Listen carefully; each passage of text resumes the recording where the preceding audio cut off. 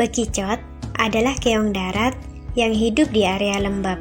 Binatang ini berbeda dari kelompok gastropoda lainnya karena memiliki sistem pernafasan dengan menggunakan pilium tipis yang dilengkapi pembuluh kapiler. Sementara gastropoda lainnya menggunakan Stenidia atau sejenis insang. Bekicot adalah kelompok moluska yang memiliki ukuran tubuh paling besar di antara yang lainnya. Morfologi tubuh bekicot juga dapat dibagi menjadi dua bagian, yaitu struktur cangkang dan struktur yang lunak.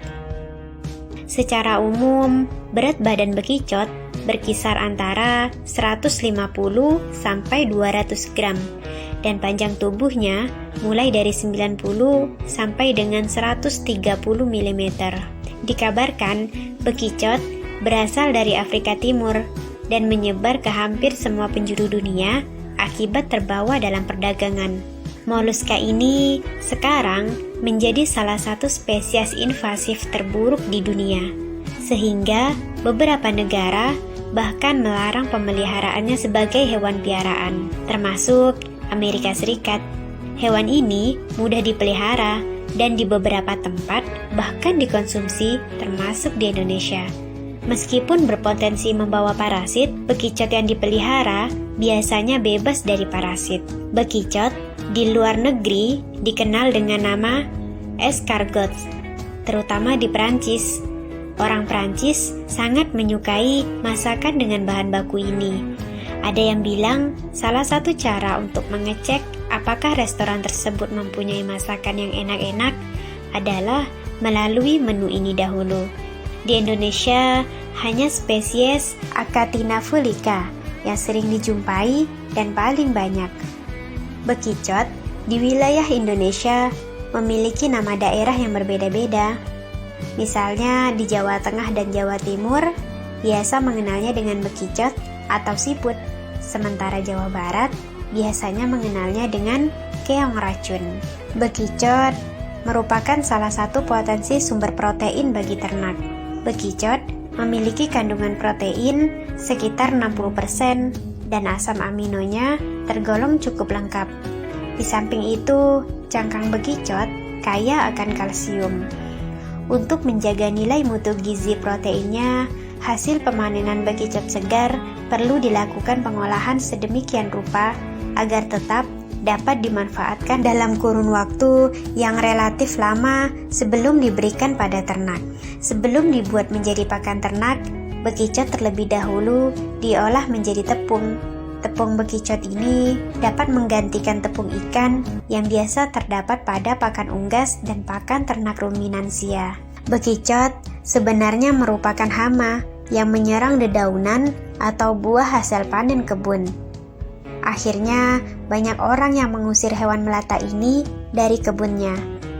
Padahal, di sisi lain, bekicot bisa dibudidayakan untuk diolah menjadi makanan. Meski awalnya terlihat menjijikkan, rupanya banyak orang yang jatuh cinta dengan masakan bekicot karena rasanya yang tak bisa dilupakan.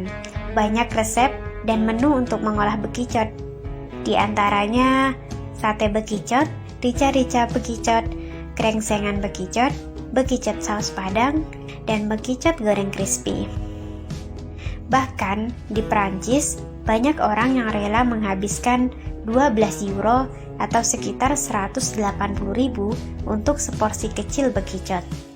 Badan Pusat Statistik mencatat hasil ekspor perikanan Indonesia pada Mei 2015 mencapai 65,4 juta US dollar. BPS menambahkan ekspor hasil perikanan andalan Indonesia diantaranya adalah ikan tuna, kepiting, ubur-ubur, hingga bekicot. Untuk nilai ekspor bekicot atau keong pada bulan Mei 2015 mencapai 967.000 US dollar. Akumulasi ekspor bekicot dari bulan Januari hingga bulan Mei mencapai 3,38 juta US dollar. Ini karena banyak negara asing menggunakan bekicot untuk obat dan makanan. Jika di Indonesia sendiri, mungkin masih kurang suka. Jadi, daripada dibuang, mending diekspor saja.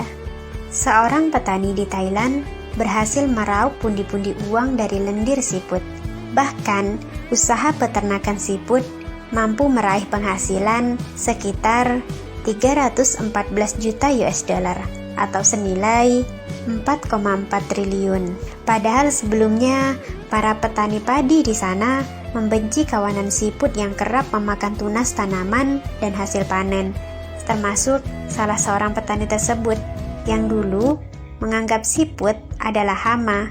Kini, petani padi itu lebih fokus ke ternak siput.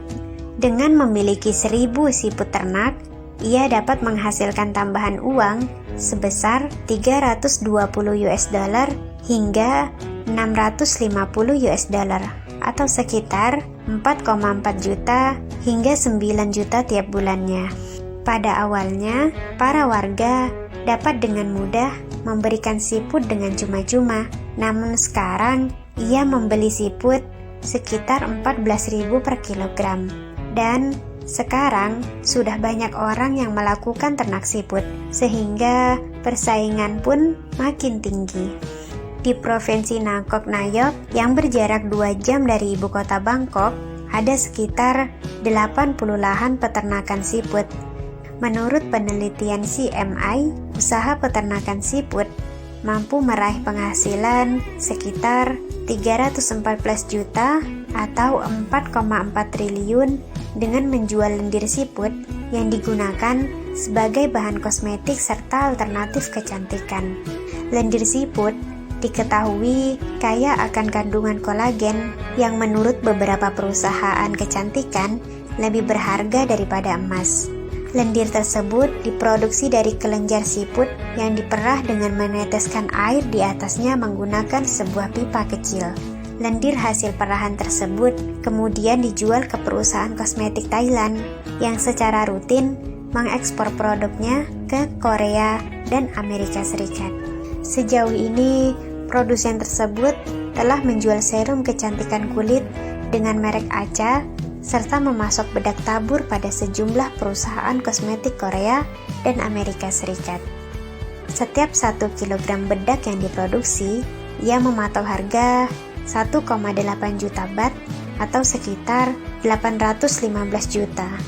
Harga tersebut lebih tinggi dari emas yang per kilogramnya bernilai 46,300 US dollar atau sekitar 649 juta. Lendir yang mereka produksi sangat berkualitas karena siput-siput itu mengkonsumsi segalanya, termasuk sayuran, biji-bijian, bahkan jamur, hingga menghasilkan kualitas lendir yang bagus.